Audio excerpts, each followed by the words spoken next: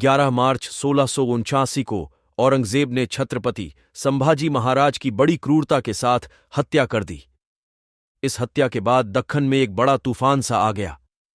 इस दुखद और दर्दनाक घटना के अगले ही दिन संभाजी महाराज के छोटे भाई राजाराम महाराज को छत्रपति बनाया गया और यह फैसला खुद महारानी येसुबाई का था। लेकिन अब मुगल सेना स्वराज्य पर चारों ओर से हमला कर रही थी। स्वराज्य का एक एक किला मुगलों के हाथ लगता जा रहा था। सिर्फ 12 दिन में जुल्फिकार खान ने रायगढ़ को पूरी तरह से घेर लिया। स्वराज्य के सभी राज्य सदस्य और किलों पर कब्जा करने का जुनून औरंगजेब के दिलो दिमाग पर छाया हुआ था। आदिल शाही और कुतुब शाही के साथ साथ औरंगजेब स्वराज्य को भी पूरी तरह से खत्म करना चाहता था। लेकिन ये सब जितना आसान औरंगजेब को लग रहा था, उतना आसान था नहीं।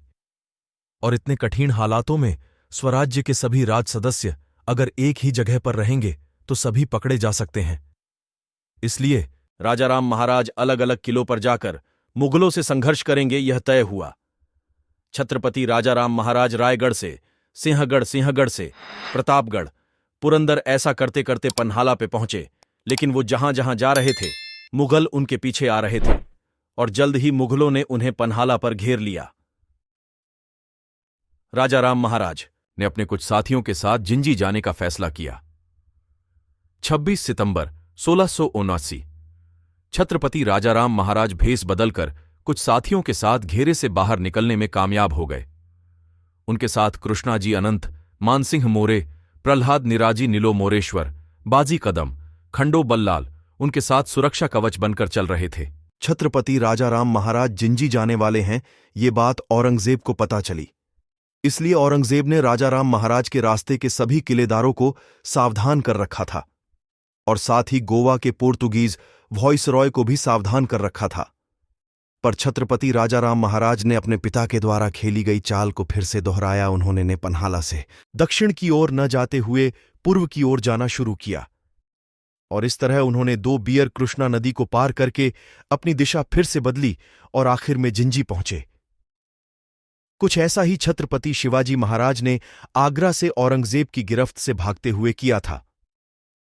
रास्ते में छत्रपति राजाराम महाराज ने अपने कुछ बहादुर मावलों को पहले ऐसे ही तैनात कर रखा था, जैसे कि बहिरजी घोरपड़े, रूपाजी भोसले, मालोजी घोरपड़े, संताजी जगताप।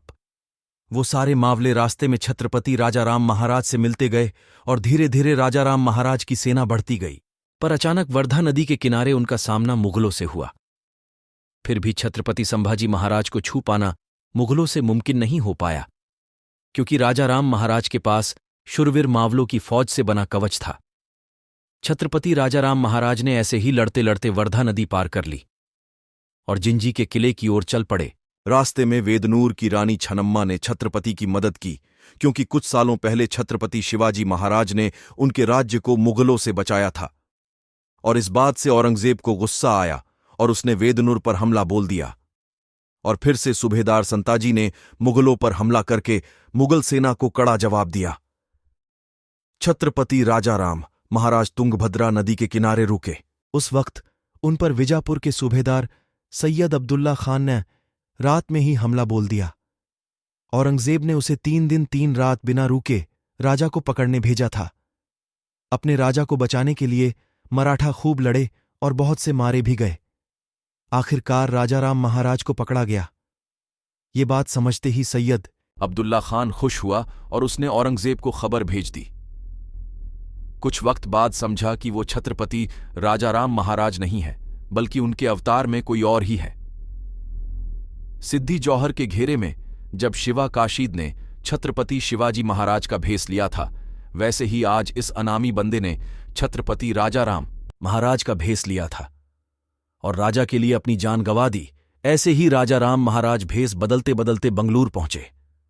बंगलूर में छत्रपति राजाराम महाराज पर एक और हमला हुआ। बंगलूर में कुछ लोगों ने देखा कि राजाराम महाराज के पैर एक सेवक धो रहा था। ये कोई बड़ी शख्सियत हो सकती है, इसलिए मुगल सेना को इस बारे में बताया। पर सही वक्त पर खंडो बल्लाल ने मुगल सेना को मुंह तोड़ जवाब देते हुए राजाराम महाराज को बचा लिया। बंगलूर से 56 मील दूर मराठों की छावनी थी। वहां पर बाजी काकड़े नाम का मराठा सरदार था। महाराज के आने की खबर मिलते ही उसने तुरंत ही राजाराम महाराज को सुरक्षा दे दी। अब महाराज अंबुर से वेल्लूर की ओर निकल चुके थे। 28 अक्टूबर 1639 को महाराज वेल्लूर पहुंच गए। शिवाजी महाराज ने जिंजी का किला ऐसी ही आपातकालीन स्थिति में आश्रय लेने के लिए बनाया था। उस वक्त हरजीराजे महाड़ीक के पास वह किला था। उनकी मृत्यु के बाद उनकी पत्नी का मन बदल गया। दरअसल हरजीराजे की पत्नी अंबिकाबाई राजाराम महाराज की सौतेली बहन थी। शायद इसीलिए जब राजाराम महाराज ने अंबिकाबाई से जिंजी का किला मांगा तो अंबिकाबाई ने राजाराम महाराज पर आक्रमण करने की ठान ली। पर इससे पहले उनके ही सिपाहियों ने राजाराम महाराज से जा मिलने की धमकी दी। इसीलिए मजबूरी में न चाहते हुए भी अंबिकाबाई को जिंजी का किला राजाराम महाराज को देना पड़ा। जैसे ही जिंजी राजाराम महाराज के हाथ में आया, वैसे ही जिंजी स्वराज्य की राजधानी बन गई। औरंगजेब ने जुल्फिकार खान को जिंजी का किला हासिल करने के लिए भेजा। 8 साल की लड़ाई के बाद जुल्फिकार खान ने जिंजी का किला हासिल कर लिया।